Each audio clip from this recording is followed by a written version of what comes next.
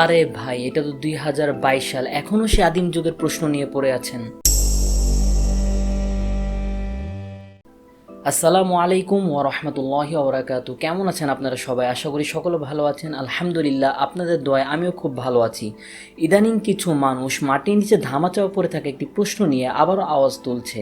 ভাই, আপনাদের ধর্ম তো এক, কিন্তু মাযহাব কেন অনেক? ভাই, আল্লাহ তাআলা তো কোরআনের মধ্যে ইরশাদ করেছেন, ওয়াতাসিমু বিহাবলিল্লাহি জামিআন ওয়া লা তাফাররাকু, অর্থাৎ তোমরা আল্লাহ তাআলার রুজুকে আঁকড়ে ধরো এবং বিভক্ত হও না। কিন্তু আপনারা তো দেখা যায় মাযহাব নামক দলাদলি সৃষ্টি করছেন। যথাযথ, আমি যেমনটা সবসময় বলি যে প্রত্যেকটা জিনিসেরই একটি সুন্দর ব্যাখ্যা রয়েছে, আর এই মাযহাব নিয়ে ইতিপূর্বে অনেকগুলো ব্যাখ্যা গ্রন্থ রচনা করা হয়েছে, সেগুলো আপনারা দেখে নিতে পারেন। তবুও এই মাযহাবের ব্যাপারে আপনাদেরকে একটি ছোটোখাটো ধারণা দিই, আশা করি খুব সংক্ষেপে আপনারা এই বিষয়টা বুঝতে পারবেন। আচ্ছা, যদি আপনাদেরকে প্রশ্ন করা হয় যে ইংরেজিতে যে কালার আছে সেই কালার স্পেলিংটা কি, আপনাদের মধ্যে অনেকেই বলবে COLOUR, আবার কেউ কেউ বলবে COLOR। তবে যদি আপনারা ইংরেজিতে কোনো পারদর্শী ব্যক্তির কাছে প্রশ্নটা করেন যে কোনটা সঠিক, তাহলে সে বলবে দুটোই নিজের আপন অবস্থায় সঠিক রয়েছে।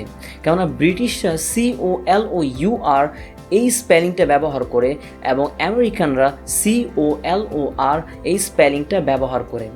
আর ব্রিটিশরা যেহেতু আমাদের উপর 200 বছর শাসন করেছে আর তাদের সাথে আমাদের একটি খুব বড় সময় অতিবাহিত হয়েছে, সেই জন্য আমরাও COLOUR এই স্পেলিংটা গ্রহণ করেছি।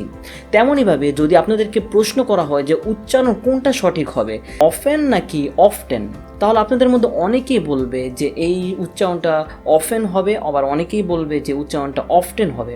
তবে যদি আমরা এই ব্যাপারে একটু খোঁজ খবর নিই, তাহলে জানতে পারবো যে দুটোই নিজের আপন অবস্থায় সঠিক রয়েছে। আর যদি মাযহাব নিয়ে কথা বলি, তাহলে ঘুরে ফিরে দেখা যাবে যে সেই একই কথা, যেই লাউ সেই কদু। আচ্ছা, এখন তাহলে মাযহাব নিয়ে বলি।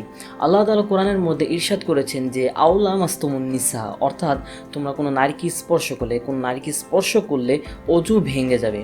এখন আরবি ভাষায় পারদর্শী যারা রয়েছেন তারা জানেন যে মাসুন শব্দটা লামাসা শব্দ থেকে এসেছে, যার দুটি অর্থ রয়েছে। একটি অর্থ হচ্ছে যে যৌন কামনায় স্পর্শ করা, অন্য একটি অর্থ হচ্ছে শুধু স্পর্শ করা। এখন মূলনীতি হিসেবে এই আয়াতের অর্থ একদল গ্রহণ করেছে যৌন কামনায় স্পর্শ করা, আরেক দল এই অর্থ গ্রহণ করেছে যে শুধু স্পর্শ করা। এখন আমরা যদি যাচাই করতে যাই যে এই আয়াতের অর্থ কোনটা সঠিক, তাহলে দেখতে পারবো যে অবস্থার ক্ষেত্রে এই আয়াতের দুটি অর্থই সঠিক রয়েছে। আর কোরআনের মধ্যে এমন অনেক আয়াত রয়েছে যে আয়াতের অর্থ একাধিক, এবং বিভিন্ন ইমামগণ ওই আয়াতগুলোর বিভিন্ন অর্থ গ্রহণ করার কারণে অনেকগুলো মাযহাবের সৃষ্টি হয়, যেই মাযহাবগুলো প্রত্যেকটা সহি এবং সবগুলো সিরাতে মুস্তাকিমের উপর কায়েম রয়েছে। আশা করছি মাযহাবের ব্যাপারে আপনাদেরকে একটি ছোটোখাটো সুন্দর ধারণা দিতে পেরেছি। আর বর্তমান বিশ্বে ইসলামের 4টা প্রসিদ্ধ মাযহাব রয়েছে: হানাফি, শাফি, মালিকি, হাম্বলি। আরেকটি মাযহাব প্রতিষ্ঠা হয় একজন ইমামকে কেন্দ্র করে, আর একজন মানুষকে ইমাম ভূষণ পেতে হলে তার মধ্যে নির্দিষ্ট 70টা শাস্ত্রের পারদর্শিতা থাকতে হয়, যে পারদর্শিতাগুলো আহলে হাদিসদের নবরচিত মাযহাবের ইমামদের মধ্যে পাওয়া যায় না।